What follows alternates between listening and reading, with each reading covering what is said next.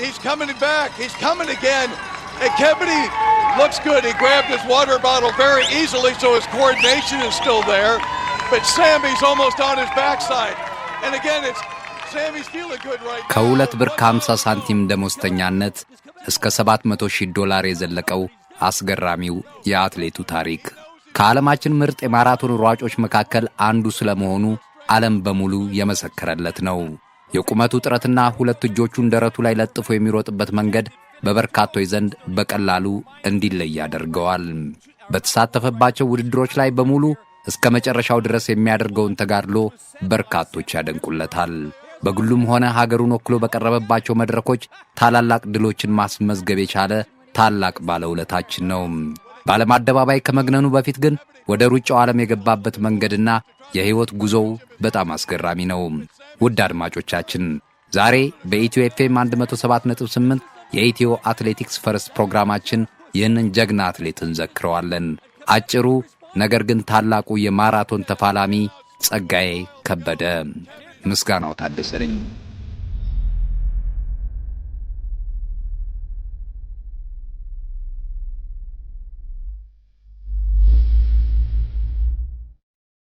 አትሌት ጸጋዬ ከበደ የተወለደው ከመዲናችን አዲስ አበባ በ40 ኪሎ ሜትር ርቀት ከሰንዳፋ አጠገብ በምትገኘው ግራር በርቃ ገጠራማ መንደር ነው።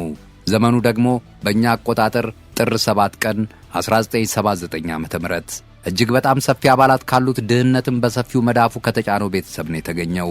ወላጆቹ 13 ልጆችን የወለዱ ሲሆን እሱ 5ኛ ልጅ ነው። አስከፊው ድህነት የዚህ ቤት የቅርብ ወዳጅ ነበር ለማለት ይቻላል። በቀን 3 የመመገብ ብርቅ ነው።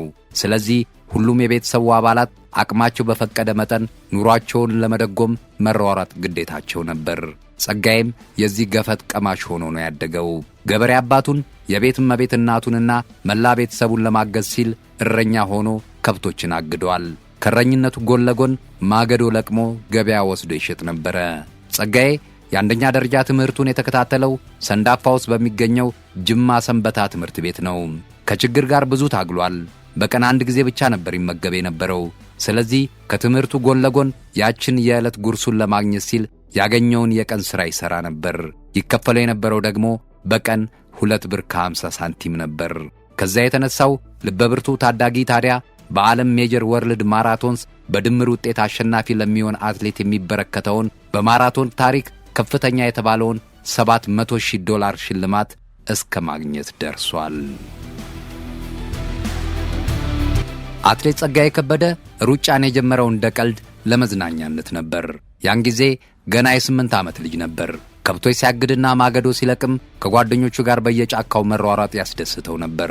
በዛ ላይ በርካታ ታዋቂ አትሌቶቻችን ሰንዳፋ ላይ ልምምዳቸውን ስለሚሰሩ እነሱን ማየትና ከስራቸው መሮጥ ያስደስተው ነበር። እነሱ ሳይንሱ በሚፈቅድላቸው መንገድ ያሰልጣኛቸውን ትዕዛዝ ተከትለው ሲሰሩ፣ እሱ ግን ዝም ብሎ በደመ ነፍስ ከጎናቸው ይሮጥ ነበር። ከዚህ ውጪ ታዋቂ ሯጭ ሆናለሁ የሚል ህልም ጨርሶ አልነበረውም። ይሁንና አንድ ሰው ሁኔታውን ሲመለከት ሁሌም ይገርመው ነበር። ያ ሰው ጌታነህ ተሰማ ይባላል። ጌታነህ የቀድሞ የማራቶን ሯጭ ነው። በአንድ አጋጣሚ ሆላንድ ውስጥ በውድድር ላይ ሳለ መኪና ገጭቶት ነው ሩጫን ያቆመው። ነገር ግን ከአትሌቲክስ ጋር ሊለያይ አልቻለም። ወደ ስልጠናው ዓለም በመግባት ከቀድሞው የኃይሌ ገብረስላሴና ቀነኒሳ በቀለን የመሳሰሉ ዝነኛ አትሌቶች ማናጀር ከነበረው ሆላንዳዊ ጆስ ሄርመንስ ጋር አብሮ መስራት ጀመረ። በሱ ስር በመሆንም ከማሰልጠኑ ጎን ለጎን ጥሩ ተሰጥኦ ያላቸውን አትሌቶች በመመልመልና በእነሱ ኩባንያ ስር እንዲታቀፉ በማድረግ በማናጀርነት መስራት ጀመረ። በጆስ ሄርመንስ ስር የሚተዳደረው ይህ የአትሌቲክስ ኩባንያ ግሎባል ስፖርትስ ኮሚኒኬሽንስ ይባላል።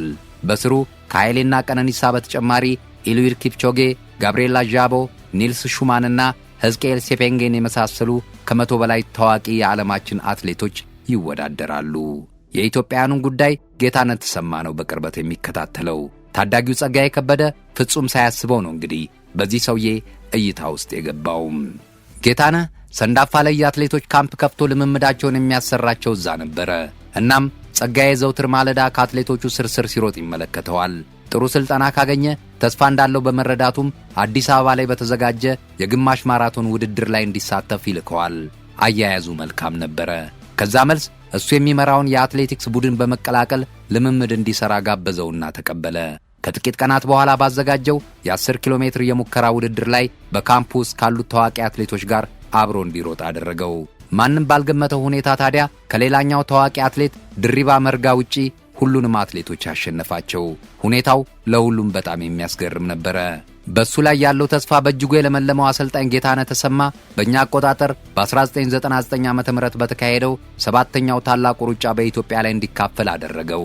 በውድድሩ ላይ በርካታ ታዋቂና ልምድ ያላቸው አትሌቶች የነበሩ ቢሆንም ማንም ያልገመተው ወጣቱ ጸጋዬ ከበደ ግን 29 ደቂቃ ከ6 ሰከንድ ከ50 ማይክሮ ሰከንድ በሆነ ጊዜ ቀዳሚ ሆኖ በመግባት አሸነፈ።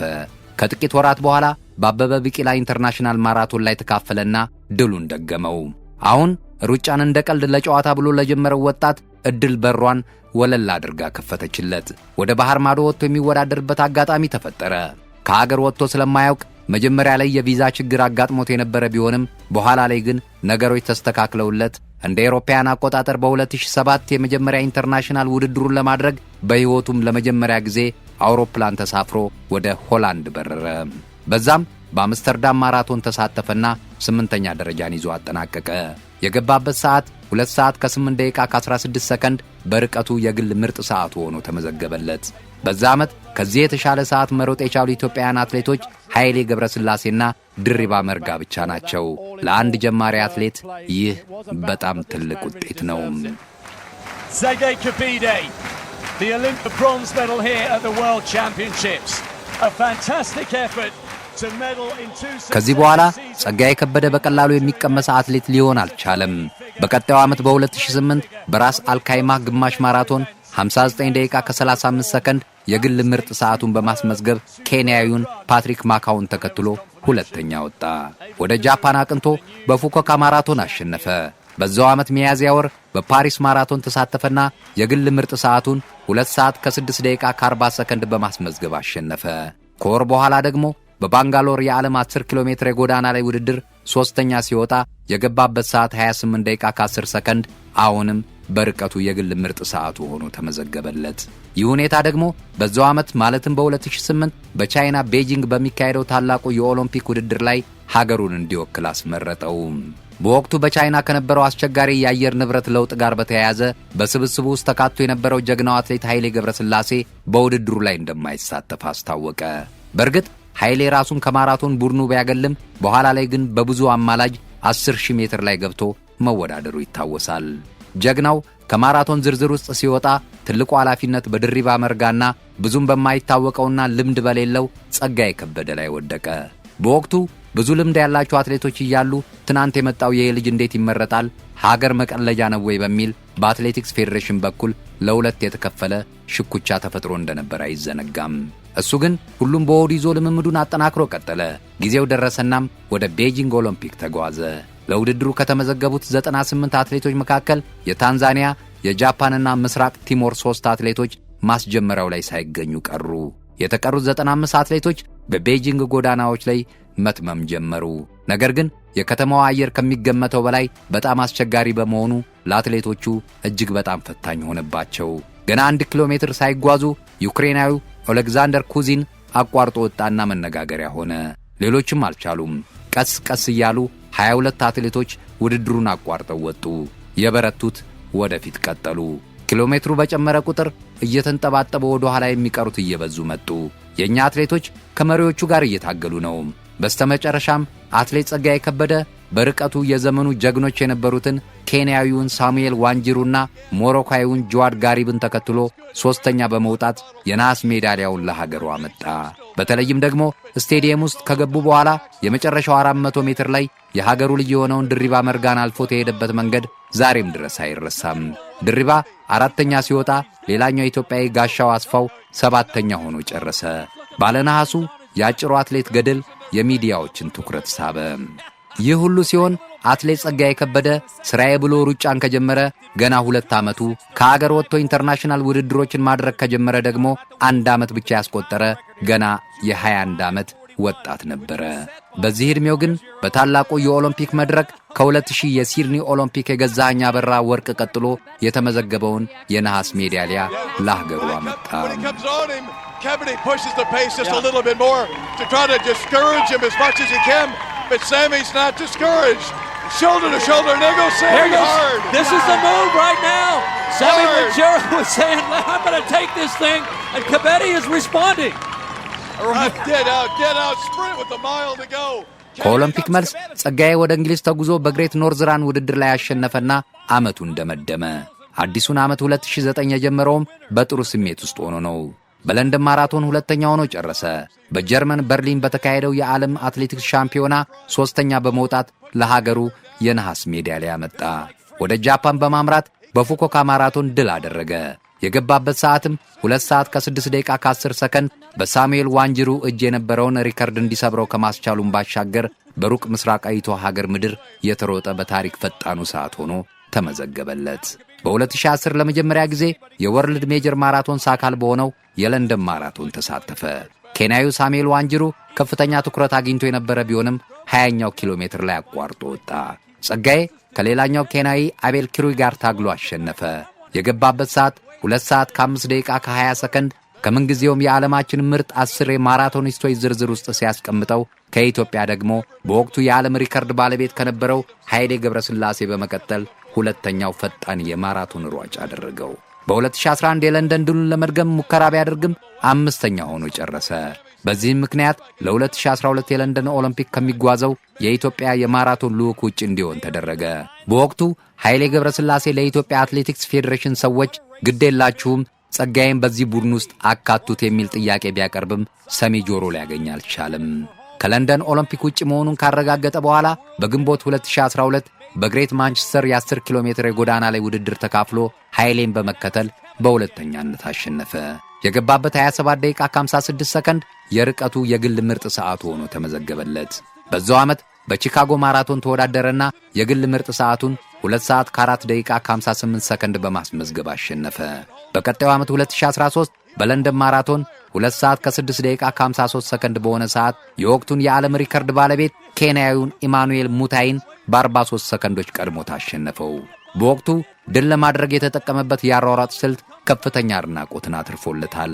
ታዋቂው የእንግሊዙ ጋዜጣ ዘ ኢንዲፔንደንት ሰማያዊ መለያ የለበሰው በቁመቱ አጭር የሆነው የቦክሰኛ ቁመና ያለው አትሌት ተፎካካሪዎቹን አፈራርሷቸው ድል አደረገ ሲል ባድናቆት ጽፎለታል። አሁን 38ኛ ዓመቱ ላይ የሚገኘው አትሌት ጸጋዬ ከበደ በሩጫ ሕይወቱ አንድም ጊዜ የትራክ ውድድር አድርጎ አያውቅም።